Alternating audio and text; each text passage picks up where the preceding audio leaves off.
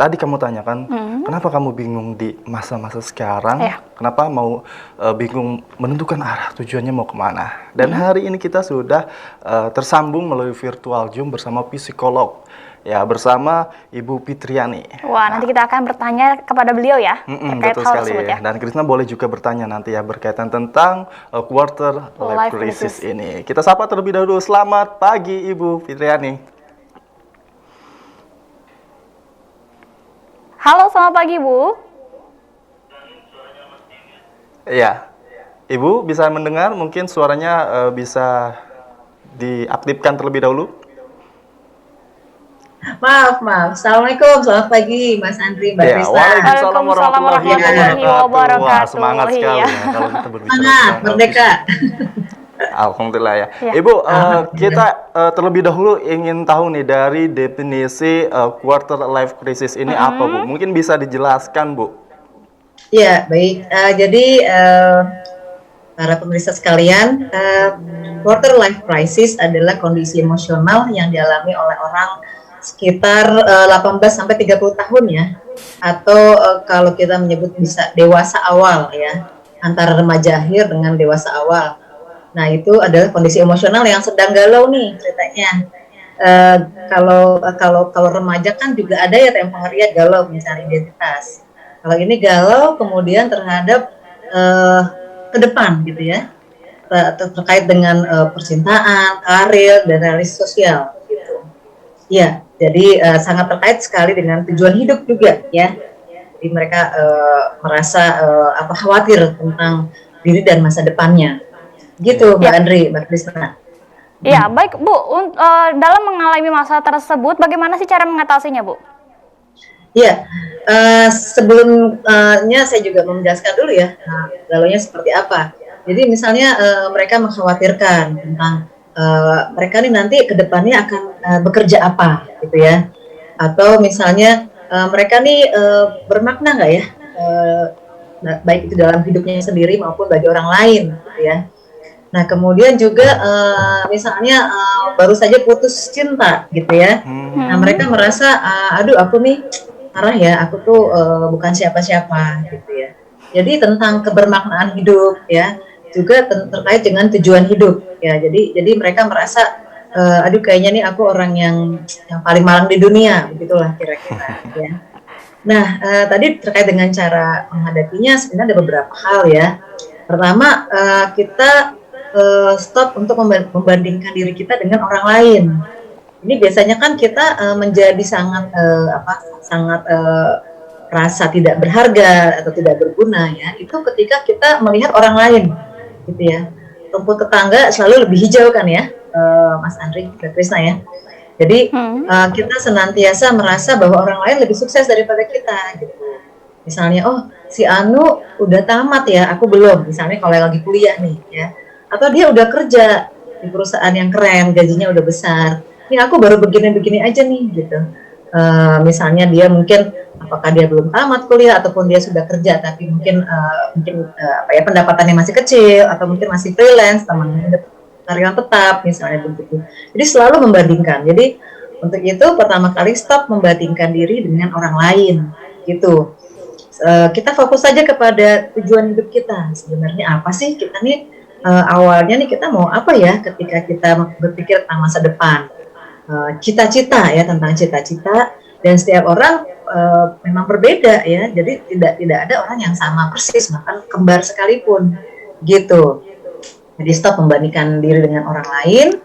Kemudian yang kedua, fokus dengan tujuan hidup diri sendiri ya. Kita fokus tujuannya tadi apa, kemudian apa yang kita inginkan. Nah ini penting sekali nih, memahami diri dan tujuan hidup sendiri. Apalagi di era globalisasi saat ini, di mana medsos benar-benar menjadi bagian hidup kita ya. Jadi kita merasa bahwa kita itu sama seperti orang lain, atau kita menjadi keren kalau kita sesuai dengan tren, gitu ya.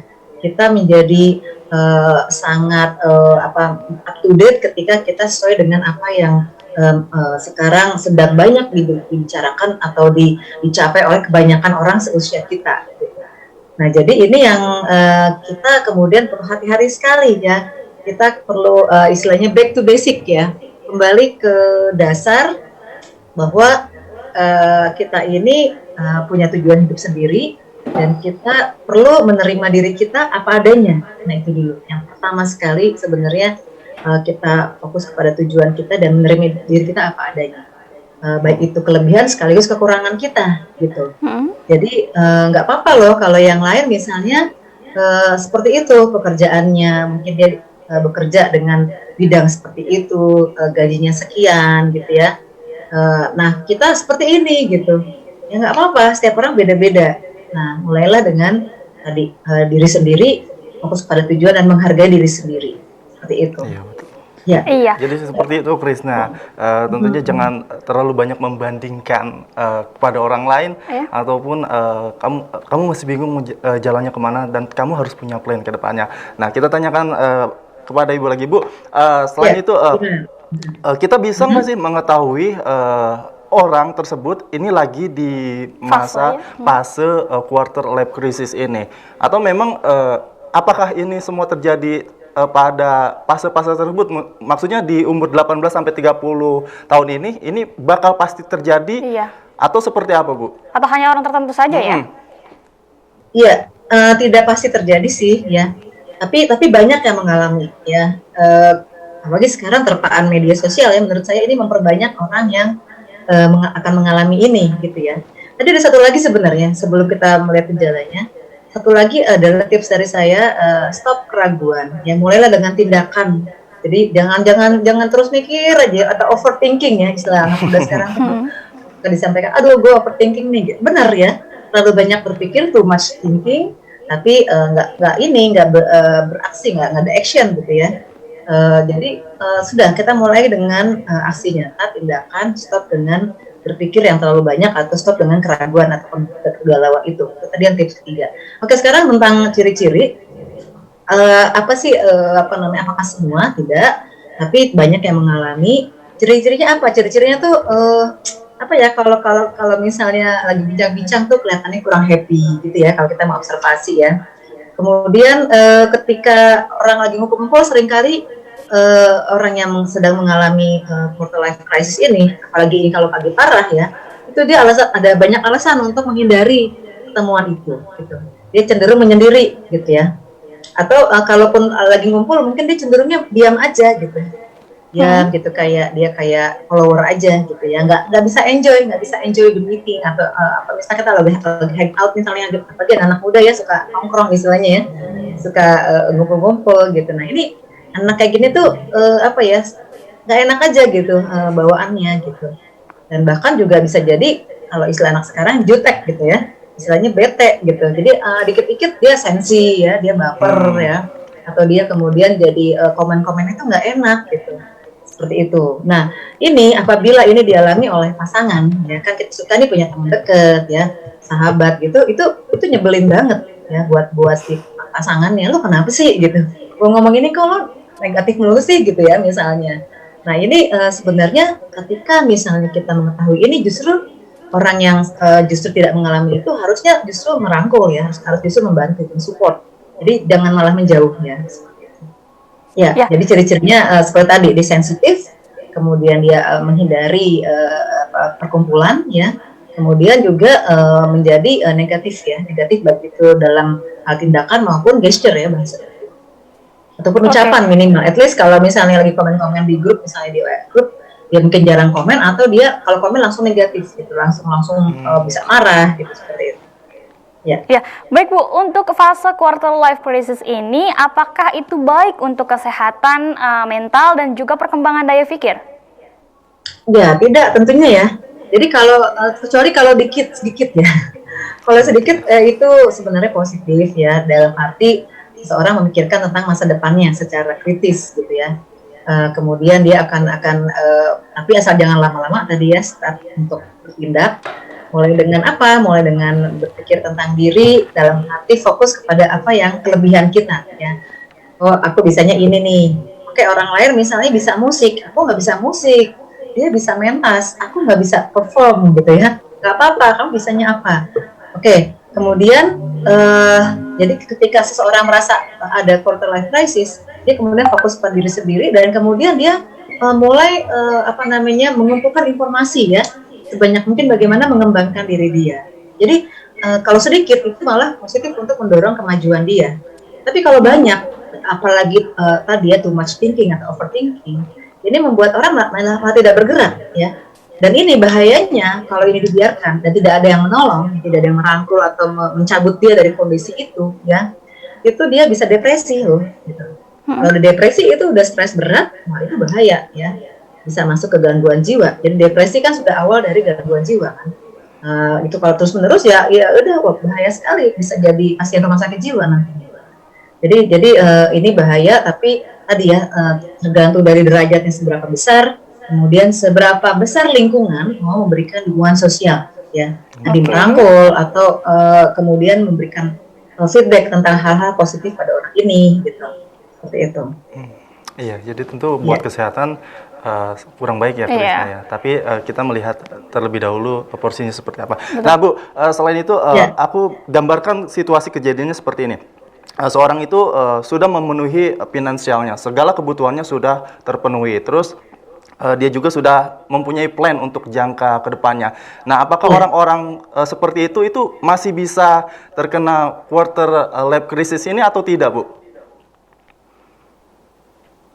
Bisa, masih bisa Mas Andri. Ketika orang yang paling dia sayangi itu menjauh, ya.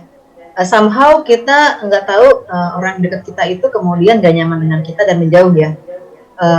Misalnya bukan saja karena kita sebenarnya, tapi mungkin ada pill atau will gitu ya, atau mungkin orang dekat kita ini jadi masalah juga sebenarnya. Tapi kemudian kita akan menjadi sensi dan akhirnya walaupun kita sudah banyak secara finansial, secara karir udah oke, itu bisa juga terjadi. Kenapa? Karena kan setiap orang itu sesuatu yang bermakna pada hidup dia itu berbeda-beda gitu ya. Ada yang tentang karir itu sendiri, uang. Tapi ada juga yang penting bahwa dia dihargai oleh orang lain. Nah, ketika orang yang dia harap menghargai dia menjauh, ini juga bisa terjadi quarter life crisis ini. Dan tidak jarang ya orang-orang yang secara ekonomi mapan kemudian mengalami ini tadi ya, karena tadi ternyata hal yang penting bagi dia yaitu dia ingin dihargai oleh orang terdekat dia atau ingin disayangi dengan setulus hati, itu tiba-tiba orangnya menjauh gitu. Wah, jadilah dia galau segala macam. Akhirnya Bu, yang terakhir Bu, mungkin ada motivasi yang akan Ibu berikan terhadap orang-orang yang mungkin atau pemirsa yang sedang mengalami KLC tersebut, Bu? Iya, baik. Jadi buat pemirsa semuanya ya, generasi muda ini sebenarnya mengalami ini atau dewasa awal, tadi ya kita tetap berusaha untuk melihat diri kita ke dalam ya, walaupun memang kita buat benchmarking, buat referensi boleh kita lihat keluar ya, untuk memacu diri kita, tapi too much net keluar tanpa kemudian menerima diri sendiri apa adanya, ini juga bahaya ya. Kita jadi nggak balance ya. Kita bisa tadi mengalami quarter life crisis berkepanjangan.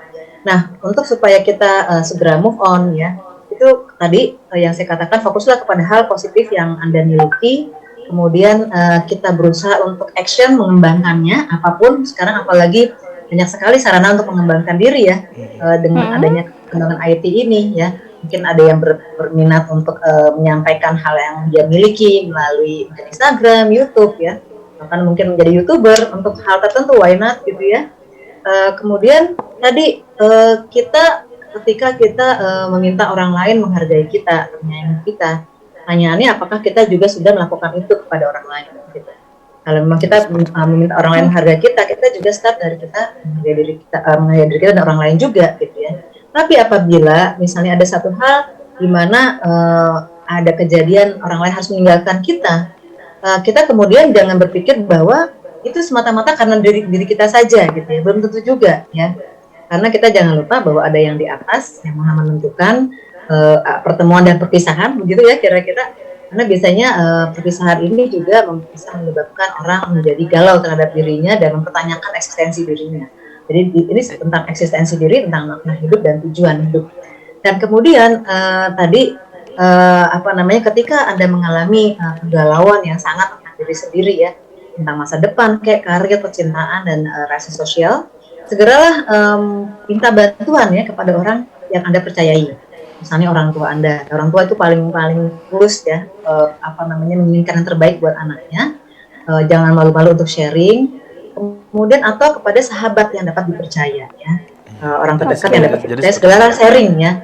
Atau kalau masih sulit juga, Anda tuliskan, kalau Anda benar-benar suka menulis, tulis di diary, atau mungkin Anda tuangkan dalam karya yang lain, misalnya menggambar ya, atau mungkin hobi-hobi lain ya. Bisa sedikit release tension dulu ya, kita ke hobi dulu ya, kita relax dulu, untuk kemudian bangkit kembali. Seperti itu kira-kira. Iya, baik Ibu ya. Oke, baik Ibu. Tentunya luar biasa sekali ya, tentunya motivasi pagi hari ini. Ya, dan tentunya waktunya terbatas juga, Krisna. Kita ingin berbincang banyak, tapi waktunya sangat terbatas sekali. Ya, Ibu sekali lagi kami ucapkan terima kasih untuk kesempatan waktu di pagi hari ini. Iya, terima kasih banyak Ibu. Sama Mbak Andri, Mbak Krisna. Mas Andri, Mbak Krisna. Terima kasih kembali, semangat ya. Iya.